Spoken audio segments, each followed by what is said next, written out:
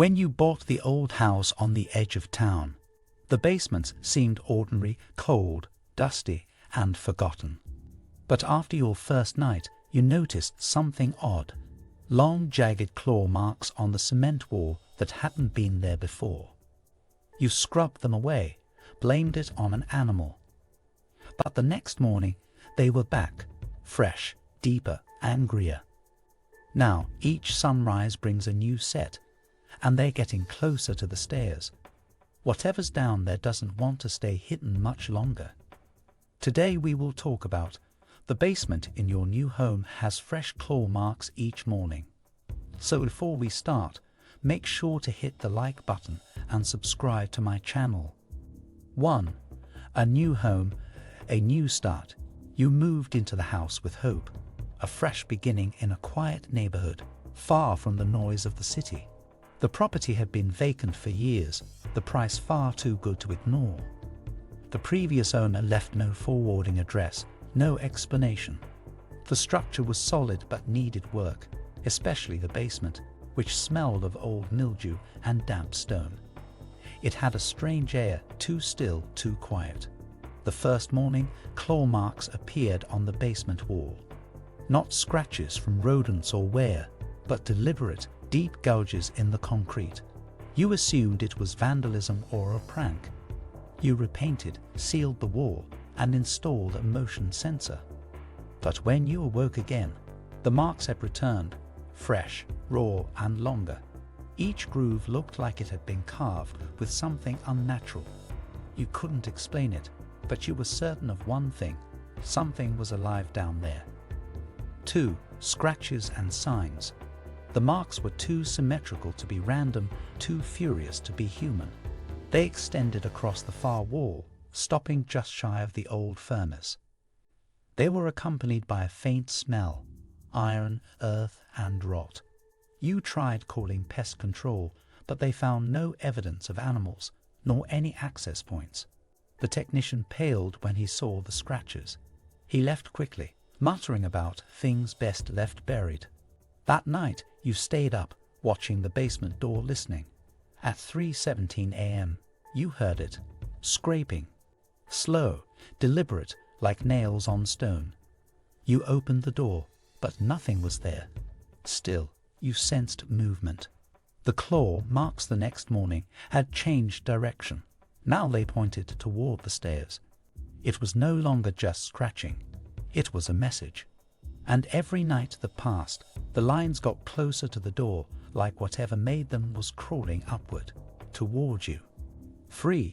Whispers in the dark. You began hearing things, not just noises, but whispers. They started low, like wind through a crack, but over time grew clearer, forming words. "Let me out." They echoed faintly from the floorboards at night. You placed a recorder on the basement landing, and the playback chilled your spine. There were voices, guttural and distant, chanting in a language you didn't know. You reached out to the realtor, desperate for answers. She hesitated, then told you the house was once owned by a reclusive man named Elijah Grimsby, who vanished decades ago. Rumors said he was involved in ritual work. The basement, she admitted, had always been the heart of strange complaints. Cold spots, shadows that moved, and yes, scratches. But they were dismissed as foundation issues.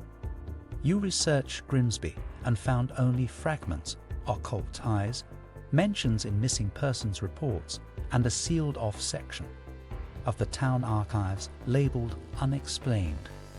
4. The hidden room. Determined to uncover the truth, you began chipping away at the basement wall behind the furnace, where the marks originated. You discovered something, an old bricked-off doorway.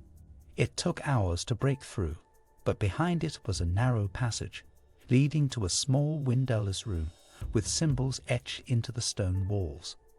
In the center was a rusted iron cage, bent open from the inside. Bones, too large for any animal, littered the corners, and claw marks, hundreds of them, layered, deep, angry. This was no storage room. It was a prison. The smell was overpowering, and the temperature dropped sharply. You fled, sealing the door again, but it was too late. That night, the claw marks appeared not just in the basement, but on the floorboards outside your bedroom. You realized with dread that you hadn't just discovered the room. You'd released whatever had been locked inside. 5. Something ancient. You contacted a local historian who had once written about town folklore. Over coffee, she spoke in hushed tones. Elijah Grimsby had been excommunicated from the local church for heretical practices. Town records claim he had bound a being older than time itself, something summoned from ancient rites predating Christianity. A guardian or a curse, meant to feed on secrets and fear. It was kept in the basement and only contained through ritual sacrifice and sacred symbols. You remembered the carvings you destroyed during your renovations, unknowingly erasing protections placed generations ago. The claw marks, she explained, weren't just aggression. They were ritualistic, marking the passage of time. The closer they came to your door, the more power it regained. And when it reached the top step, the historian warned, it would no longer be bound by walls or names. You were not just in danger. You were the final seal. 6. Attempts to escape. Terrified, you tried to leave, packing your belongings in haste. But each attempt to flee was thwarted. The car wouldn't start. Phones lost signal. Roads seemed to stretch endlessly without reaching the town.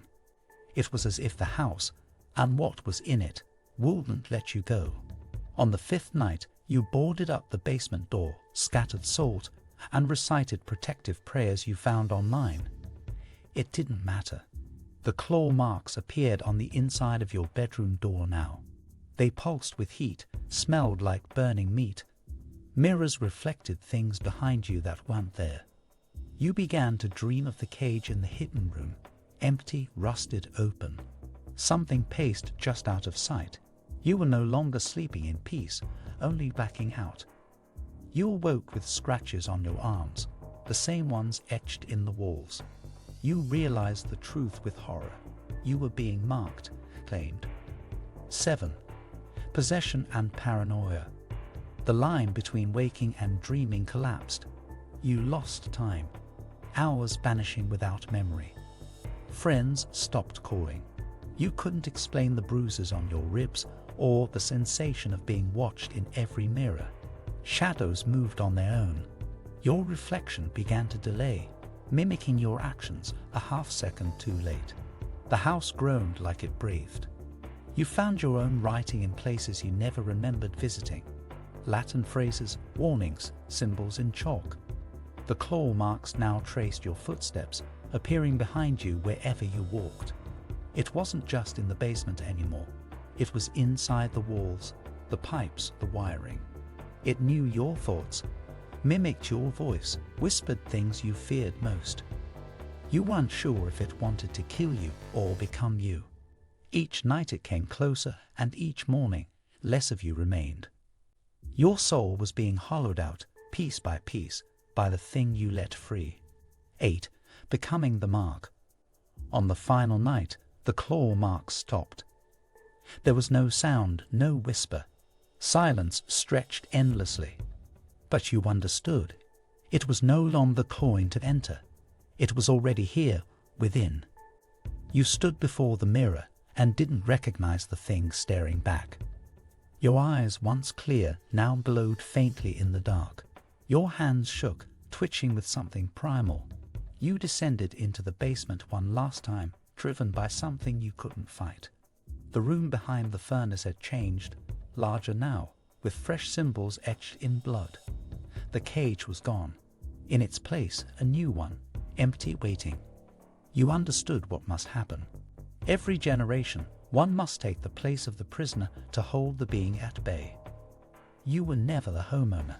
You were the next seal. And as you locked yourself inside, the first claw mark appeared on the wall, fresh, angry, and eternal. If you liked this video and would like to see more like it, please give it the thumbs up. Leave a comment and click the button to subscribe.